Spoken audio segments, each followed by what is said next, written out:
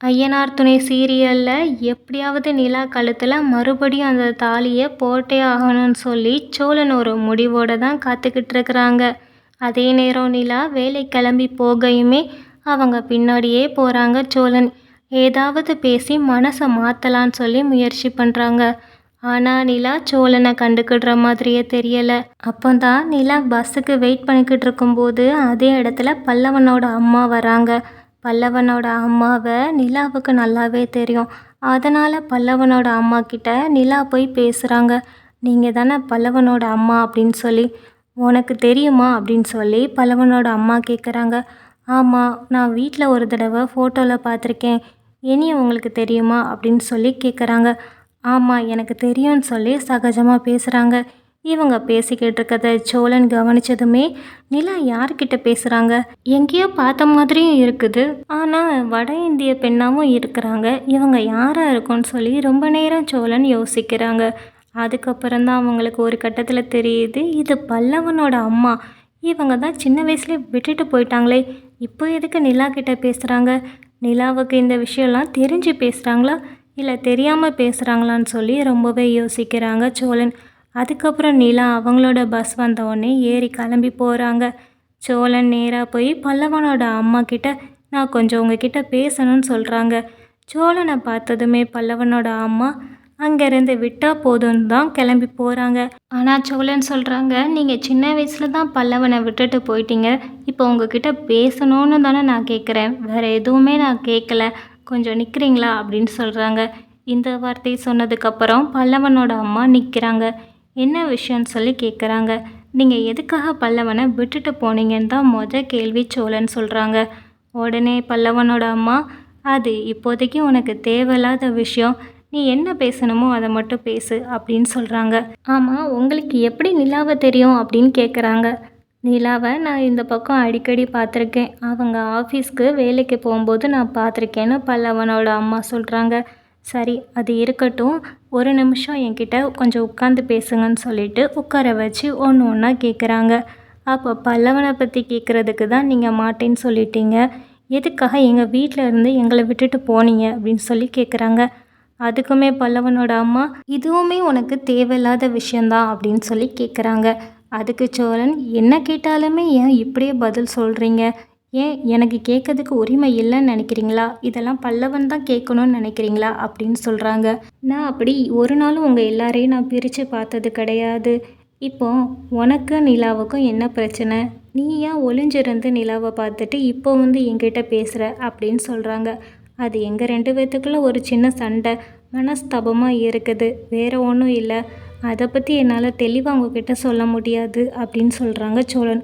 அப்படியா, நீ உன்னோட விஷயத்த சொல்ல முடியாதுன்னா இது என்னோட விஷயம், நான் இதையுமே சொல்ல முடியாது அப்படின்னு சொல்கிறாங்க பல்லவனோட அம்மா. அதுக்கு சோழன், இல்லை, இந்த மாதிரி எனக்கும் அவளுக்கும் அப்பப்போ சண்டை வந்துட்டே இருக்குது, கொஞ்சம் மனஸ்தாபமாகவே இருக்குது. நான் சொல்கிறது அவங்க புரிஞ்சுக்கிட மாட்டேங்கிறாங்க. என் மனசில் ஃபுல்லாக அவங்க தான் இருக்கிறாங்க. ஆனால் அவங்களுக்கு இந்த கல்யாணம் ஒரு கல்யாணமாகவே தெரியலை. இப்போ கூட கட்டின தாலியை என்கிட்ட கொடுத்துட்டாங்க. அந்தளவுக்கு தான் இருக்குது எங்கள் உறவு அப்படின்னு சொல்கிறாங்க சோழன். இவங்க புலம்புறதை கேட்டதுமே பல்லவனோட அம்மாவுக்கு மனசு இறங்கிடுது. சரி, ஒன்றுமே பிரச்சனை இல்லை, நீ வீட்டுக்கு போ, நான் அங்கே வந்து பேசிக்கிறேன் அப்படின்னு சொல்கிறாங்க. நிஜமாவே நீங்கள் எங்கள் வீட்டுக்கு வரீங்களா அப்படின்னு சொல்லி கேட்குறாங்க சோழன். ஆமாம், நீ போ, நான் வரேன்னு சொல்லிட்டு மறுநாள் காலையில் வீட்டு முன்னாடியே போய் நிற்கிறாங்க பல்லவனோட அம்மா. அவங்கள பார்த்ததுமே சோழன் உள்ளே கூட்டிகிட்டு போகிறாங்க. அந்நேரத்தில் உள்ள பல்லவன் அவங்க அம்மாவை பார்த்த உடனே இதுதான் அவங்க அம்மாங்கிறது நல்லாவே தெரியுது. ஆனால் பல்லவன் சின்ன வயசில் அவனுக்கு அம்மா வேணுங்கும்போது கூட யாருமே இல்லை. ஆனால் இப்போ இவங்க வந்து நின்னதை பல்லவனால் ஏற்றுக்கிட முடியலை. அவங்களுக்கு அழுக வருதே தவிர அவங்களால பேச முடியலை. வந்தவங்களுமே பல்லவனை பார்த்து எப்படி இருக்குன்னு ஒரு வார்த்தை தான் கேட்குறாங்க. வேற எதுவுமே அவங்களால பேசவும் முடியலை. வந்ததுமே நான் நிலாவை பார்க்குறதுக்கு தான் வந்தேன்னு சொல்லிட்டு நிலாவை கூப்பிட்டு பேசுகிறாங்க. நான் இங்கே இப்போ வந்ததே உன்னை பார்க்குறதுக்காக மட்டும்தான். சோழன் என்கிட்ட எல்லா விஷயத்தையுமே சொல்ல தான் செஞ்சான். நீ வந்து தாலியை கழட்டி வீசினது என்னதான் இருந்தாலும் ஒரு பெரிய தப்பு தான். இதை உன்னோட அம்மா அப்பா யாராவது கேட்டால் என்ன நினைப்பாங்கன்னு கொஞ்சம் யோசிச்சு பாரு. இதே நேரத்தில் நீ தாலியை கழட்டி வச்சிருக்கும்போது உங்கள் அம்மா இப்போ வந்தால் நீ என்ன செய்வ? தாலியை கழட்டி கொடுத்துட்டு நான் அவங்க கூட வாழலை, நான் அவங்க கூட வந்துடுதேன்னு சொல்லுவியா? இல்லைன்னா நான் தாலியே இல்லாமல் இந்த வீட்டில் வாழ்கிறேங்கிறத சொல்லுவியா? அப்போ இந்த உலகம் உன்னை என்ன நினைக்கும்? 4 ஆம்பளைங்க முன்னாடி நீ சம்மந்தமே இல்லாமல் தாலி இல்லாமல் வாழ்ந்துக்கிட்டு இருந்தா இந்த உலகம் உன்னை என்ன பேசும்? கொஞ்சம் யோசிச்சு பாரு. தாலிங்கிறது இப்போதைக்கு உனக்கு பாதுகாப்பாக நீ நினச்சிக்கோ. அதை கழுத்தில் போடுறது தான் உனக்கு இப்போதைக்கு நல்லதும் கூட. உன் அம்மா ஸ்தானத்தில் இருந்து தான் நான் இது எல்லாமே சொல்கிறேன்.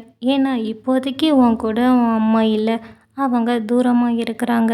இதே நேரம் உன் அம்மாவும் உன் அப்பாவும் உன்னைய பார்க்க வந்தாங்கன்னா உன் கழுத்தில் தாலி இல்லைன்னா கண்டிப்பாக தப்பாக தான் நினைப்பாங்க.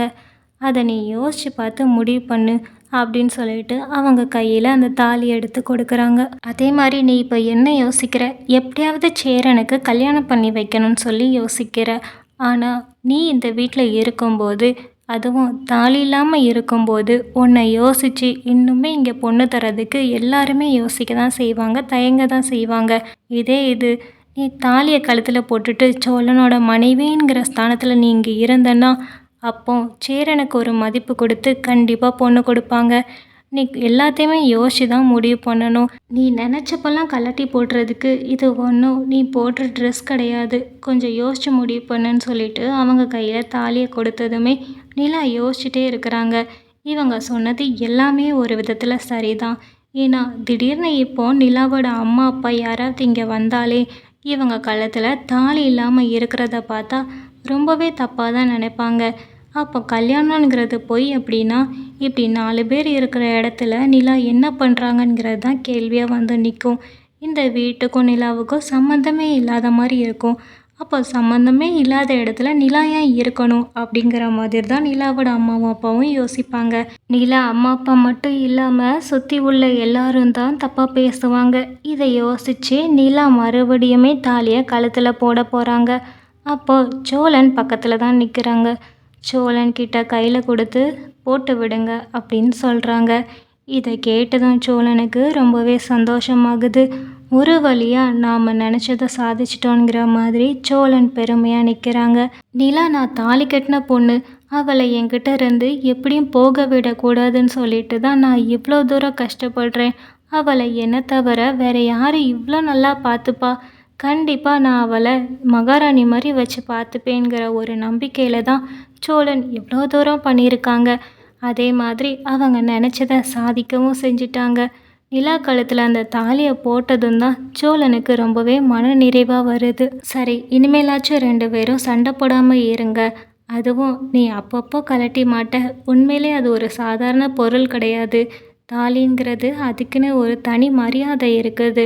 அந்த மரியாதையை நீ அதுக்காக கொடு. சோழன் உண்மையிலே இப்போ தான் ரொம்பவே சந்தோஷப்படுறாங்க. நீலா தாங்கிட்ட இருந்து போகக்கூடாதுன்னு தான் சோழன் இவ்வளோ வேலையும் பார்த்துருக்காங்க.